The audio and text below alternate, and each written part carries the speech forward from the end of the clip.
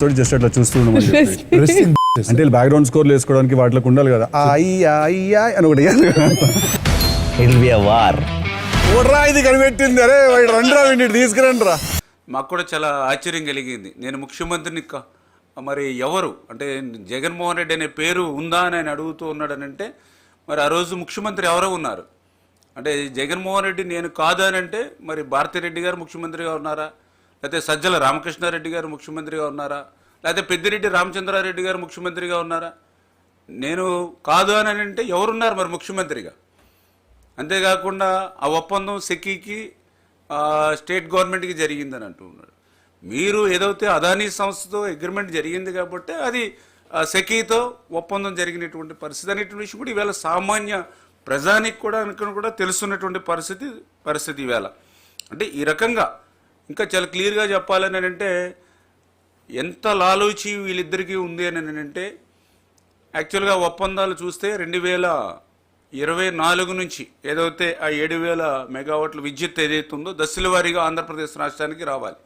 కానీ 2023 డిసెంబర్కి అంటే ఎన్నికలకు దృష్టిలో పెట్టుకుని ఆ రోజు మరి ఒక 6 నెలల ముందు నుంచే మరి పవర్ని రాష్ట్రానికి తీసుకొచ్చారని అంటే, దానికి మళ్ళీ ఒక ఒప్పందం కూడా మళ్ళీ అనుబంధ ఒప్పందం కూడా మీరు చేసుకోగలిగారు అని అంటే మీ ఇద్దరికి ఉన్నటువంటి లాలోచి ఏంటి అనేది చాలా క్లియర్గా కనిపిస్తున్నటువంటి పరిస్థితి. అదే అనుబంధ ఒప్పందం అని చెప్తూ ఉన్నాం. అంటే ఈ రకంగా అంటే ఎన్నికలను దృష్టిలో పెట్టుకుని మీ స్వప్రయోజనాలను దృష్టిలో పెట్టుకుని మీరు ఏ రకంగా మేనేజ్ చేశారని అంటే మీ ఇద్దరికి ఉన్నటువంటి సంబంధం ఏంటనేది అందరికీ అర్థమవుతున్నటువంటి పరిస్థితి దుస్థితి చాలా క్లియర్గా ఈరోజు ప్రజలు కూడా గమనిస్తూ ఉన్నారు. ఆ రోజు సృష్టించాను 1,10,000 కోట్ల రూపాయలు 25 సంవత్సరాలు రాబోతుంది. ₹2.61 మిగులుతుంది. ₹2.49 ఇంత చీప్ ఇచ్చేది భారతదేశంలో ఎక్కడా లేదని చెప్పి కూడా ఆయన స్పష్టం చేశారు. ఆయన ప్రశ్నలోనే ఈరోజు సమాధానం ఉంది ఇవాళ ప్రజలందరికీ కూడా.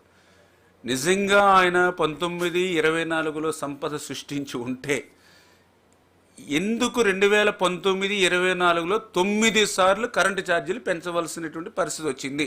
Direct question. ఎందుకు నేను ఈ మాట చెప్తున్నానంటే 2014లో రాష్ట్ర విభజన జరిగినటువంటి పరిస్థితుల్లో ఆ రోజు విద్యుత్తు లోటులో ఉంటే చంద్రబాబు నాయుడు గారు అధికారంలోకి వచ్చిన తర్వాత 14-19లో చంద్రబాబు నాయుడు గారు తీసుకున్నటువంటి నిర్ణయాలతోటి మిగులు విద్యుత్తుగా ఆ రోజు మేము 19కి మార్చి 5 సంవత్సరాల్లో మేము ₹1 కూడా విద్యుత్ ఛార్జీలు పెంచకుండా ప్రజల మీద భారం వేయకుండా 24x7 ఆ రోజు మేము విద్యుత్తును అందించాం. మీకు తెలుసు, మాకు తెలుసు. మరి నువ్వు 19-24లో నువ్వు సంపద సృష్టించినట్లయితే మిగులు విద్యుత్ ఉన్నటువంటి రాష్ట్రాన్ని కూడా ఎందుకు మరి నువ్వు 9 సార్లు విద్యుత్ ఛార్జీలు పెంచావు? 9 సార్లు విద్యుత్ ఛార్జీలు పెంచడమే కాదు, ఏదైతే ట్రూ అప్ ఛార్జీలు కానీ ఏదైతే సర్ ఛార్జీలు పేరు చెప్పి ఎందుకు నువ్వు 5 సంవత్సరాలు పేద తరగతి మధ్యతరగతి వర్గాలు నడ్డీ విరిచావు? ఇది సెకండ్ క్వశ్చన్. థర్డ్, నువ్వు 19-24లో నువ్వు చేసినటువంటి పాపాలు ఏవైతే ఉన్నాయో ఈ రోజుకి కూడా, ఎందుకంటే మళ్ళీ ఇప్పుడు నువ్వు ఏదైతే డిస్కమ్స్ ఉన్నాయో మరి వాళ్ళకు కూడా నువ్వు పెట్టినటువంటి అప్పులు ఏదైతే దగ్గర 18,000 కోట్లు నీ అప్పులు కూడా ఈరోజు ఇంకా మమ్మల్ని వెంటాడుతూ ఉన్నాయి. అంటే నీ వారసత్వంగా నువ్వు నిజంగా సంపద సృష్టించుంటే ఆ సంపదని వేళ ప్రజలకు మేము డిస్ట్రిబ్యూట్ చేసి ఉండేవాళ్ళం. కానీ నువ్వు సృష్టించింది అప్పులు సృష్టించావు. 18,000 కోట్లు ఈరోజు డిస్కమ్లకు అప్పులు పెట్టావు. అందుకే మొన్న మొదటి విడతగా 5,000 కోట్ల రూపాయలు, మళ్ళీ 2వ విడత 3వ విడత కూడా ఇంకా వేచి చూస్తున్నటువంటి పరిస్థితి నీ అప్పులు. అంటే నీ వారసత్వంగా ఈవేళ ఆంధ్రప్రదేశ్ రాష్ట్ర ప్రజలకు ఇచ్చింది అప్పులు. అంటే ఇంత క్లియర్గా మరి అందుకనే నేను చెప్పాను అబద్ధాల బ్రతుకని. జగన్మోహన్ రెడ్డి అంటే అబద్ధాల బ్రతుకు.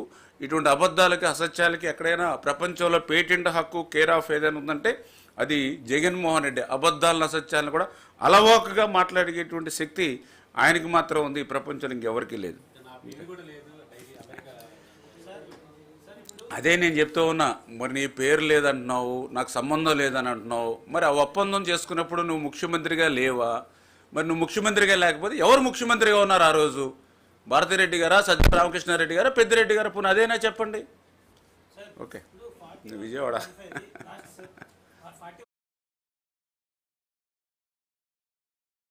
నీటిని అక్కడ నిలిచిన